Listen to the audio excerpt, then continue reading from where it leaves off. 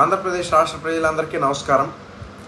2021 సంవత్సరంలో ఒక ఎమ్మెల్యే నిండు శాసనసభలో మాతృ సమానరాలు బోనమ్మను ఉద్దేశించి వ్యక్తిత్వ హననం చేస్తున్నాడు. మాట్లాడుతూ ఉంటే నాటి ముఖ్యమంత్రి జగన్మోహన్ రెడ్డి దుర్యోధనుడిలాగా వికటాట్టహాసం చేస్తూ సభలో కూర్చుని చిరునవ్వులు చిందించాడే తప్ప ఇది మంచి పద్ధతి కాదు, ఇది తప్పు అని చెప్పి ఆనాడు అతను స్పందించినటువంటి పరిస్థితి లేదు.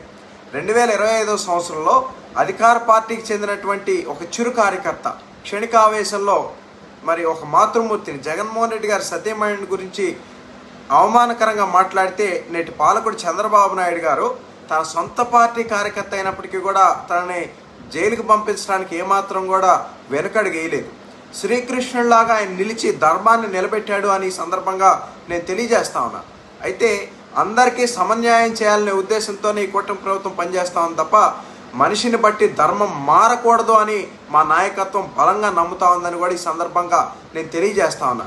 అయితే అధర్మాన్ని ఆస్వాదించడానికి ధర్మాన్ని నిలబెట్టడానికి ఇది ఒక తేడా ఉంది అని చెప్పి ఈ సందర్భంగా నేను మీ అందరికీ కూడా తెలియజేసుకుంటూ, ఇది కేవలం మారిన ప్రభుత్వమే కాదు, ఇది మారిన భావజాలం అని కూడా ప్రజలందరికీ కూడా తెలియజేసుకుంటూ సెలవు తీసుకుంటా ఉన్నాను.